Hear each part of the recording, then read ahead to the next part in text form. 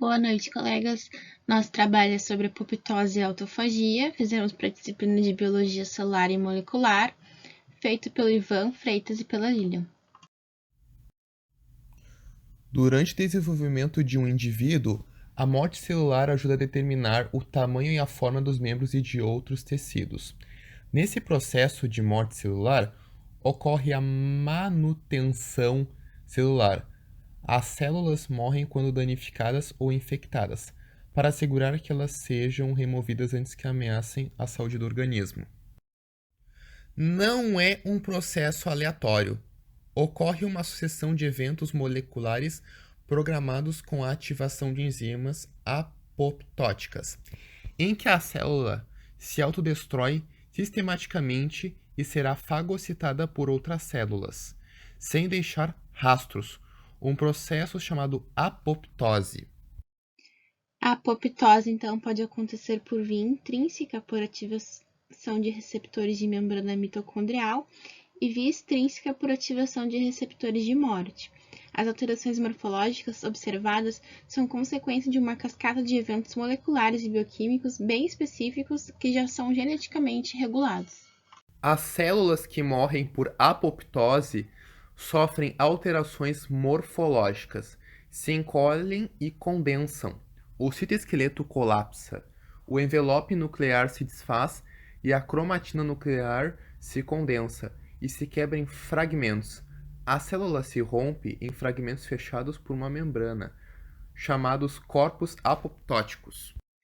A superfície da célula ou dos corpos apoptóticos sofre uma alteração química e emite uma sinalização para ser rapidamente engolfada por uma célula vizinha ou um macrófago, que é uma célula fagocítica especializada, antes que a célula possa liberar os seus conteúdos.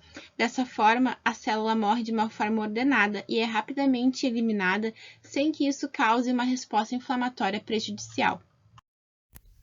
Causas: apoptose fisiológica. A morte celular ajuda a esculpir mãos e pés durante o desenvolvimento embrionário. Eles começam como estruturas em forma de pá, e os dedos individuais se separam apenas quando as células inteiras morrem. As células também morrem quando a estrutura formada por elas não é mais necessária. Por exemplo, quando um girino se transforma em rã na metamorfose, as células da cauda morrem e a cauda, que é necessária para a rã, desaparece. Já a apoptose patológica ocorre quando há lesões no DNA maior do que a capacidade de reparação da célula. Por exemplo, quando é exposta a fármacos citotóxicos ou a radiação, a célula vai autoinduzir a apoptose para que a célula com o DNA danificado não se transforme em maligna. Também ocorre a apoptose quando há o acúmulo de proteínas mal pregadas, que são responsáveis por muitas doenças neurodegenerativas. A célula autoinduz a apoptose para que não haja toda uma alteração do seu mecanismo celular. Como acontece? A apoptose depende de enzimas que degradam as proteínas nucleares e citosólicas, como o DNA, ribossomos e organelas. A apoptose é mediada por uma cascata de caspases, enzimas que são as protagonistas da apoptose. As caspases iniciadoras 8 e 9 têm a função de ativar as caspases executoras 3, 6 e 7. Durante a apoptose, as caspases ativam diversas outras proteínas envolvidas no processo. A apoptose ocorre em duas fases. Primeiro, inicia com a ativação das caspases, que pode ser a via interna, intrínseca ou mitocondrial, e a via externa, extrínseca. Segundo, execução das caspases. A via intrínseca ou mitocondrial ocorre quando a célula emite um sinal de dentro dela para ocorrer a apoptose. No interior das mitocôndrias, há moléculas pró-apoptóticas, como o citocromo C. Se essa molécula chega ao citoplasma, ela ativa a cascata de caspases. A apoptose é regulada pelas moléculas anti-apoptóticas, que são proteínas da família BCL2 e BCLX. Elas impedem que as moléculas pró-apoptóticas vão para o citoplasma. Quando a célula é lesionada e precisa fazer apoptose, são ativados os sensores BIM, BID e BET, que também são proteínas da família BCL, e quando ativados, eles ativam os efetores BAX e BAC. Esses efetores levam ao colapso da membrana mitocondrial interna, alterando a permeabilidade, e assim se formam poros de onde saem as proteínas pró-apoptóticas, e as moléculas antiapoptóticas BCL2 e BCLX são bloqueadas pelos efetores. Fica favorável para o citocromo C ir para o citoplasma, onde irá formar um complexo com a APAF1, fator 1 de ativação da protease apoptótica, e a caspase 9 iniciadora, formando o apoptossomo. A caspase 9 ativa a caspase 3 executora, que ocasiona a apoptose. A via extrínseca ocorre quando uma substância se liga no receptor da célula-alvo. Por exemplo, os receptores de morte são proteínas transmembranas com o receptor extracelular, como o fator de necrose tumoral e o receptor de morte FAS. Quando uma substância decorrente da lesão da célula se liga no receptor, ou quando o linfócito citotóxico T acopla seu ligante FAS no receptor FAS da célula-alvo, ocorre a liberação de sinais químicos que são enviados para dentro da célula e esses sinais irão gerar uma ativação das caspases. Após ativadas, as caspases sinalizam as endonucleases, que degradam o DNA, e ativam outras enzimas que são responsáveis pela degradação de proteínas e pela degradação do citoesqueleto da célula. Depois que a célula se degrada, ela se fragmenta em corpos apoptóticos, que emitem sinais para serem fagocitados pelos macrófagos. Fagócitos e remoção das células apoptóticas. Esse processo depende de modificações químicas na superfície das células apoptóticas, que disparam sinais de recrutamento de células fagocíticas. Uma das modificações ocorre na distribuição de fosfolipídios, fosfatidilcerina, na superfície da célula. Esse fosfolipídio normalmente está localizado parte interna da bicamada lipídica da membrana plasmática. Entretanto, na apoptose, ele vira para a parte externa. As fosfatidilcerinas expostas na superfície atuam como sinal para os macrófagos fagocitarem a célula. Aqui eu vou explicar a apoptose de uma forma geral. Pela via mitocondrial ou intrínseca, quando a célula sofre uma lesão, por exemplo, os sensores da família BCL2, BIM, BID e BED, ativam os efetores BAX e BAC, que formam os poros nas mitocôndrias e liberam o citocromo C e outras moléculas apoptóticas no citoplasma.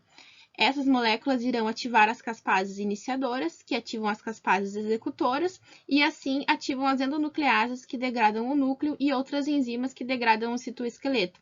Os corpos apoptóticos são formados e sinalizam para a chegada dos fagócitos. Já pela via extrínseca, quando há interação de uma molécula com o receptor de morte, sinais químicos são enviados para dentro da célula e esses sinais ativam as caspases iniciadoras, que ativam as caspases executoras, e da mesma forma a célula é degradada e os corpos apoptóticos são formados e fagocitados.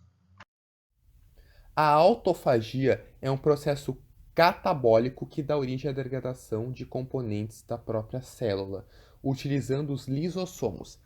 A palavra autofagia vem do grego e significa comer a si mesmo. As células usam autofagia para se livrar de proteínas e organelas danificadas, para neutralizar os efeitos negativos do envelhecimento no corpo. Após uma infecção, para destruir bactérias e vírus, quando há falta de alimentos ou em caso de estresse. Durante o processo, as células em autofagia englobam e degradam porções do seu próprio citoplasma, que podem até incluir organelas inteiras, e formam o vacúolo autofágico ou autofagossomo. O lisossomo se funda ao autofagossomo, formando um autolisossomo, e assim ocorre a reciclagem da célula. As enzimas lisossomais decompõem o material da vesícula e os pequenos compostos orgânicos são liberados para o citosol para reutilização. Com o auxílio de lisossomos, a célula se renova continuamente. Como atuação profissional, escolhemos esse artigo sobre o potencial antineoplásico do extrato bruto aquoso de Eugênio Uniflora sobre células humanas de câncer cervical. Esse artigo investigou o efeito do extrato das folhas de Eugênio Uniflora sobre células humanas de câncer cervical, CIRRA, e células não tumorais de queratinócitos humanos imortalizados. Nos resultados, foi verificado que o extrato inibiu, sim, a viabilidade das células tumorais e, na avaliação de morte celular, revelou que a morte foi por apoptose nas células tumorais tratadas. Eu vou explicar rapidamente como foram os processos, só para que possamos entender onde entra a apoptose nesse artigo.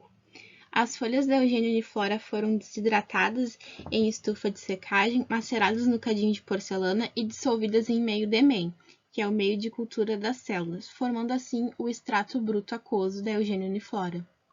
As linhagens celulares utilizadas nesse estudo são aderentes, formam uma monocamada no fundo da garrafa, são armazenadas em estufa de CO2 a 5% e a 37 graus em garrafas de cultura com o meio DEMEM, e quando são utilizadas para testes, as células são plaqueadas em placas de 96 poços. Nesse estudo foi utilizado o MTT, que é um teste de análise colorimétrica da viabilidade celular. O MTT é o cristal de coloração amarela, que na mitocôndria das células viáveis que restam na placa após o tratamento com o extrato da Eugênio uniflora, vai sofrer uma redução à formação, formando cristais de coloração roxa, que são solubilizados em DMSO, dimetilsulfóxido, e depois essa placa é lida em espectrofotômetro de massas em 2 comprimentos de onda diferentes para determinar a porcentagem de células viáveis em cada poço da placa. As células foram plaqueadas em placas de 96 poços com 2.800 células por poço. Após a aderência ao fundo da placa, foram tratadas com o extrato bruto aquoso em diferentes concentrações, que foram de 0,5 a 20 mg por ml, durante 24 horas, 48 horas e 72 horas. O controle, que é a primeira coluna da placa, foi preparado apenas com meio DEMEM e células. Após o tratamento, foi aplicado o MTT por 3 horas e meia, e o resultado foi lido em espectrofotômetro de massas em 2 comprimentos de ondas diferentes. Os gráficos mostram os tratamentos na linhagem CIRRA de carcinoma humano nas concentrações de 0,5 a 20 mg por ml durante 24 horas, 48 horas e 72 horas. O controle, que é a primeira coluna, foi preparado apenas com DEMEM e células. Após o MTT, com os valores obtidos após a leitura das placas, são analisados no Excel e a estatística é feita no GraphPad.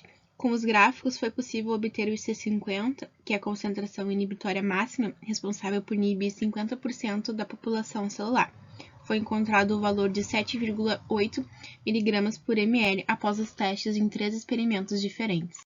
Com a informação do IC50, outros parâmetros biológicos puderam ser analisados, dentre eles a avaliação do mecanismo de morte celular, utilizando o teste com o corante fluorescente Roche, que cora fragmentos do DNA, e a citometria de fluxo, com o iodeto de propídio e anexina.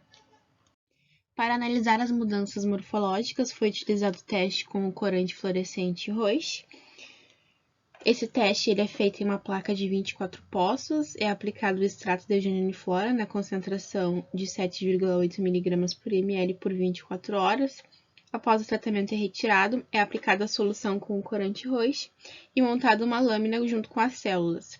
Essa lâmina é levada ao microscópio de fluorescência, acoplado com câmera digital que permite a análise da morfologia celular. A análise morfológica demonstrou um aumento da fluorescência, apontando uma maior condensação da cromatina das células tumorais, portanto, morte celular via apoptose. Na citometria de fluxo, a externalização da fosfatildilcerina foi determinada por um sinal de fluorescência da anexina, utilizando um kit de marcação com iodeto de propídio para verificar se as células morreram por necrose ou por apoptose, e anexina 5 para verificar se o processo foi por apoptose. Como resultado, a citometria mostrou que 1,39% das células tumorais foram marcadas com anexina V após 24 horas e 40% após 48 horas. 3,44% foram marcadas com iodeto de propídio depois de 24 horas e 1,33% após 48 horas.